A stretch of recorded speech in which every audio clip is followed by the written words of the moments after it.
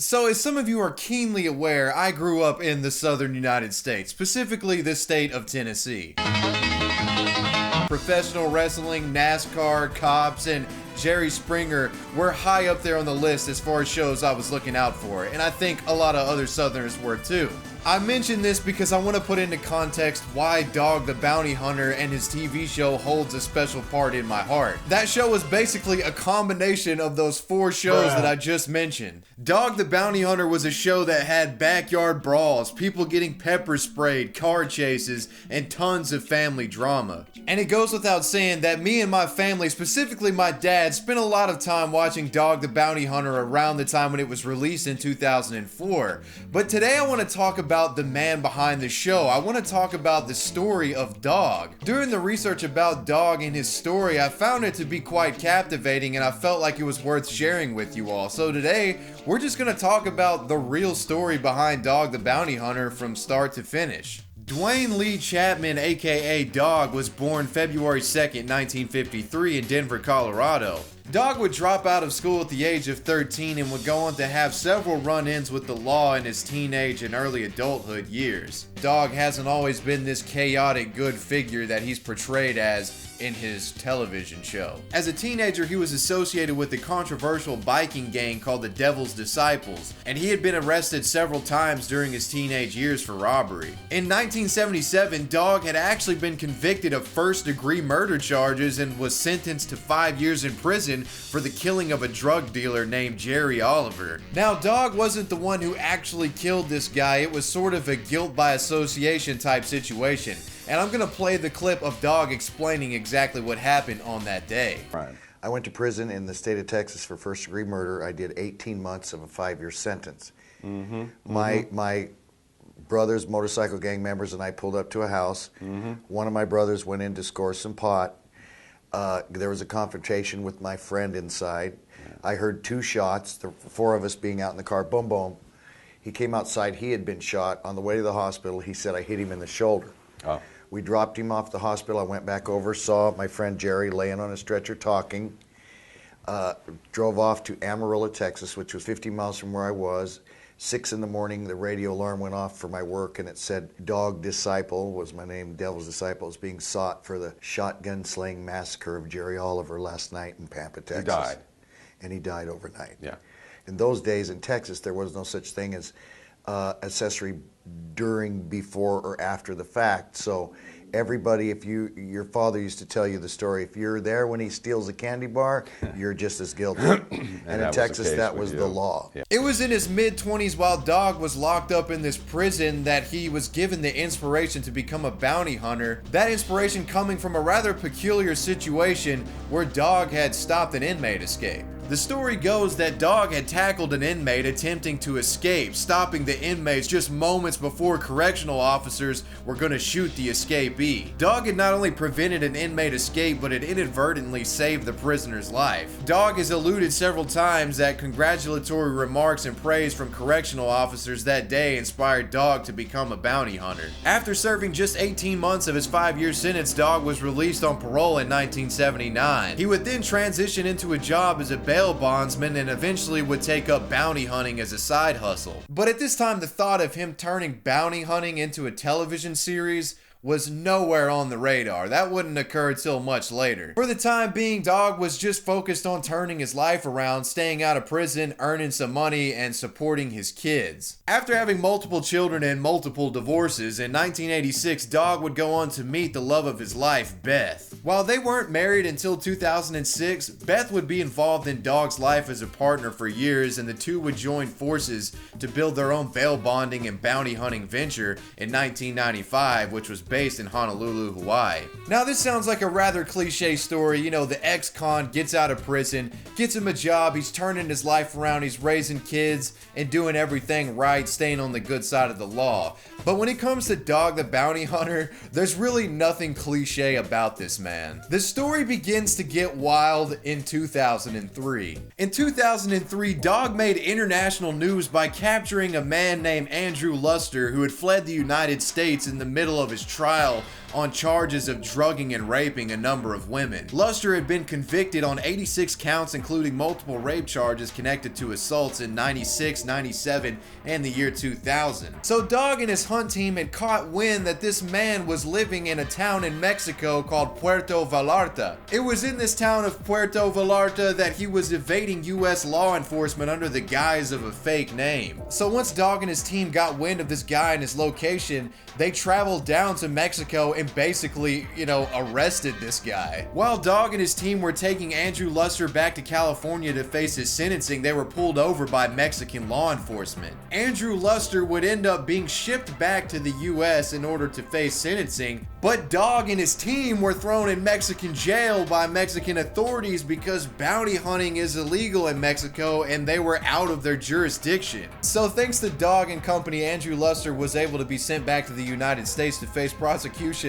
but him and his team were being held in jail across the border. In an effort to get Dog out of jail, his partner Beth would reach out to the US media and explain that the bounty hunting team had captured the dangerous criminal, but Dog was being detained in Mexico. This resulted in massive news coverage of the situation by US media. Pressure was being put on the Mexican government to free Dog and his team, and eventually the Mexican government would crack and allow them to be released on bail, with the expectation of Dog and company facing trial at a later date for deprivation of liberty charges. After Dog and his team's bail was posted, they quickly left the country and went back to Honolulu. They weren't trying to face any of this Mexican government legal system. So for the time being, they didn't plan on ever seeing a Mexican court. They were out of the jurisdiction. They weren't worried about it. So we're going to put that situation on the back burner for now, because it's going to come up later. So it's 2003, and this is where we get into the genesis of the self-titled Dog the Bounty Hunter TV show. In 2003, Dog was featured on an episode of A&E's show called Take This Job, where producers would basically find people with extreme jobs and learn a bit about what they do. His appearance on the show caught the attention of the network, and they decided it would be worth a shot at developing an entire series based off Dog's day-to-day life as a bounty hunter. And Dog was completely on board with the idea. They would begin filming episodes for the first season. On August 31st, 2004, the first episode of Dog the Bounty Hunter went live, and the show was an instant hit. I'm the dog, the big bad dog, the bounty hunter. The first episode of the show perfectly sets the tone for what Dog the Bounty Hunter is and what his show is about and what you can expect. It's a show that balances family dynamics and family drama with tense action sequences where a lot's on the line, somebody's going to jail, and it's all wrapped up with Dog usually giving some kind of motivational speech to the criminal that he just captured. It's all right, man, this isn't the end of the world, you're gonna get out of this just like I did. But I gotta admit, I was mostly there for just the ridiculous moments of action in this show. Have you ever wondered how Dog is able to hold weapons in the show, like specifically guns, considering the fact that he's a convicted felon? Well, all the guns on the show are actually BB pellet rifles or paintball rifles. And he uses tasers and pepper spray. So that's how he's able to own all of these weapons with him being a convicted felon. He just kind of has a loophole around it. And I would imagine when you're a criminal who gets ambushed by Dog and he's pulling a BB pellet gun up to your face, you really don't know the difference at the time. The show itself was a massive hit for the network, with each new episode garnering millions of views. In a rather short amount of time, Dog the Bounty Hunter had ingrained himself in US pop culture and was commonly sought out for interviews and cameo appearances. He had appeared on shows popular at the time such as George Lopez, My Name is Earl, and Conan O'Brien.